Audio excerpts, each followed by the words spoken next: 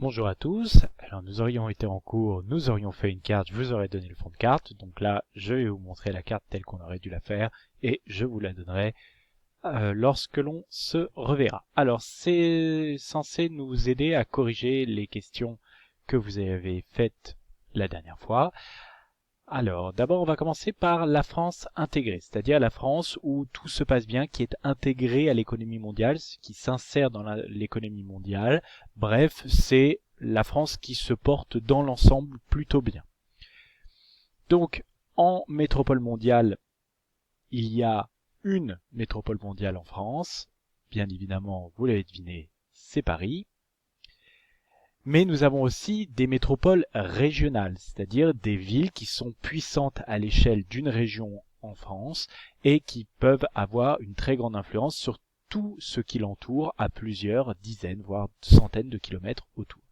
Donc nous avons Rouen, Rennes, Nantes, Bordeaux, Toulouse, Marseille, Nice, Lyon, Strasbourg et Lille. On aurait pu aussi rajouter Grenoble ou Montpellier. Bon, c'est déjà, si vous connaissez celle-là, c'est tout de même le plus important. Mais nous avons aussi des espaces, c'est-à-dire plus larges que des villes, qui sont intégrés au monde. Alors, dans l'ensemble, c'est tout ce qui est autour de Paris, avec l'axe de la Seine. Alors Lille, on va essayer de voir pourquoi un peu plus tard, et tout ce qu'on appelle l'axe du Rhône et l'axe rhénan, donc puisque là il y a le Rhin qui nous sert à commercer avec une grande partie de l'Europe, et tout ce qu'on appelle l'arc alpin. Voilà. Donc toute cette partie-là est très bien connectée au reste du monde. C'est là où il y a les entreprises très innovantes et avec une forte connexion, par exemple à travers les lignes de TGV, par exemple de Strasbourg jusqu'en Allemagne ou de Paris jusqu'à Lille et ensuite Bruxelles d'un côté, Londres de l'autre. Mais tous les espaces ne sont pas aussi dynamiques. Alors, il y a des espaces qui n'étaient pas dynamiques et qui sont en train de devenir dynamiques depuis plusieurs années. C'est toute la façade atlantique et, dans l'ensemble, l'axe de la Garonne jusqu'à la Méditerranée. D'accord ? Donc, tout cet espace-là n'était pas du tout dynamique il y a 50 ans et est devenu extrêmement dynamique pour tout un tas de raisons. On a vu par exemple Toulouse avec l'importance de l'aérien, la construction des Airbus. À l'inverse, il y a des régions qui, elles, étaient très riches et ont connu une vaste désindustrialisation, c'est-à-dire des fermetures d'usines qui n'ont pas été compensées ou mal compensées par l'ouverture d'autres activités comme des activités de bureau. Alors, vous avez bien évidemment tout ce qui est le nord-est de la France, la Lorraine, d'accord ? Donc, tout cet espace-là, c'est un espace qui a été sinistré dans les années 1970-1980 par la désindustrialisation. Donc, on a vu l'industrie lourde qui a fermé ses portes face à la concurrence des pays émergents. Il y a, à une échelle un peu plus fine, il y a autour de chaque ville, puissante pourtant, des quartiers qui peuvent avoir des difficultés importantes. Donc, ce qu'on appelle dans l'imaginaire collectif la banlieue. Alors, parfois c'est en banlieue en effet, parfois c'est dans la ville, comme les quartiers nord de Marseille. Ce n'est pas forcément toutes les banlieues. On a vu qu'il y avait des banlieues extrêmement riches, comme Boulogne-Billancourt ou La Défense.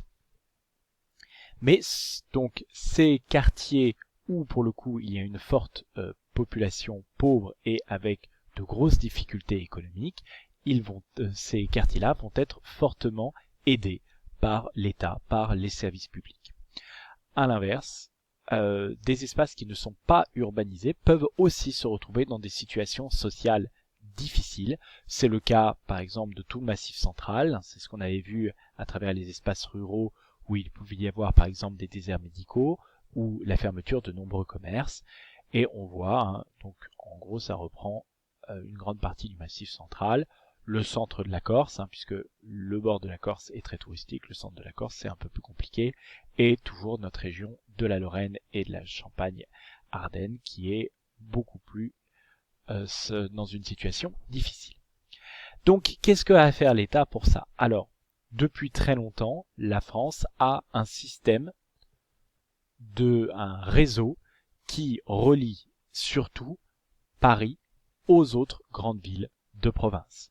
Donc par exemple, la première ligne de TGV en France, elle a relié Paris à Lyon, Paris à Lille, Paris à Marseille. Donc d'abord, c'est avant tout des réseaux qui sont centrés sur la capitale. On a vu que à l'échelle de l'Île-de-France, c'était pareil. Eh bien, on reliait Paris à la banlieue, mais les réseaux entre banlieues sont beaucoup moins avancés, et c'est d'ailleurs l'un des grands défis du Grand Paris. Alors, les façades portuaires, c'est-à-dire les endroits où on est en contact par des ports avec le reste du monde. Alors, eh bien, il y a Dunkerque, il y a Rouen-Le Havre, qui est le réseau le plus important de ports français. Il y a Marseille, Fos-sur-Mer, et il y a d'autres ports en façade atlantique, mais beaucoup moins puissants.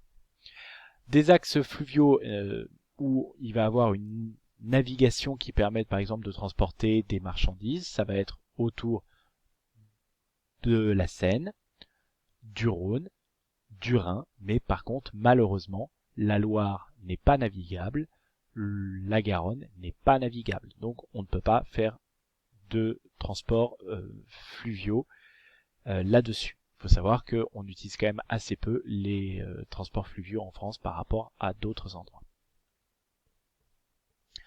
Enfin, il y a les principaux aéroports. Alors là aussi, les principaux aéroports, ils sont autour de Paris, Roissy au nord, Orly au sud, et on remarque qu'en fait, il y a peu de grands aéroports dans les grandes villes proches de Paris, comme Lille. Pourquoi? Parce que tout simplement, ça va beaucoup plus vite de faire Paris-Lille en train, plutôt que faire Paris-Roissy, puis ensuite de prendre l'avion pour atterrir dans un aéroport près de Lille, pour ensuite devoir prendre des transports pour aller à Lille. Donc ça n'est rentable que si l'on va très loin. Donc par exemple, il y a moins de commerce aérien, de transport aérien entre Paris et Lyon maintenant qu'il y a 30 ans, tout simplement parce que avec la ligne de TGV, ça va beaucoup plus vite de prendre le train. Donc il faut aller relativement loin pour que l'avion soit rentable pour aller de Paris à une ville de province. C'est le cas par exemple de Toulouse. Toulouse par exemple, la ville a un assez gros aéroport, bon, déjà parce qu'ils construisent Airbus bien sûr, mais aussi parce que pour aller de Paris à Toulouse, en fait, en train, il faut passer par Bordeaux. Tout simplement, vous faites ça et vous descendez jusqu'à Toulouse. Bref, ça fait faire un gros détour. Donc là, dans ce cas-là, il peut être plus rentable de prendre l'avion. Voilà. Donc vous voyez que ça nous dessine quand même une France globalement riche et aménagée. On voit pas bien le G. Aménagée, c'est la France, il faut savoir, est un des pays les plus aménagés au monde, avec énormément d'aménagements publics. Donc par exemple des LGV, des lignes de TGV, des aéroports, des autoroutes. C'est d'ailleurs quelque chose qui va beaucoup attirer les entreprises à l'international. Quand elles vont choisir où est-ce qu'elles peuvent s'installer, elles vont souvent choisir la France, même parmi les pays européens, parce que il y a beaucoup d'aménagements.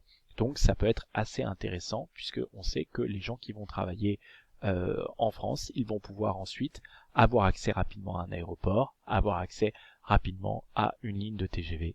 Donc par exemple, la France est contrairement à ce qu'on pourrait croire, est un des pays où il y a le plus d'investissements des très grandes entreprises. Voilà, je vous remercie de m'avoir écouté. Bon courage.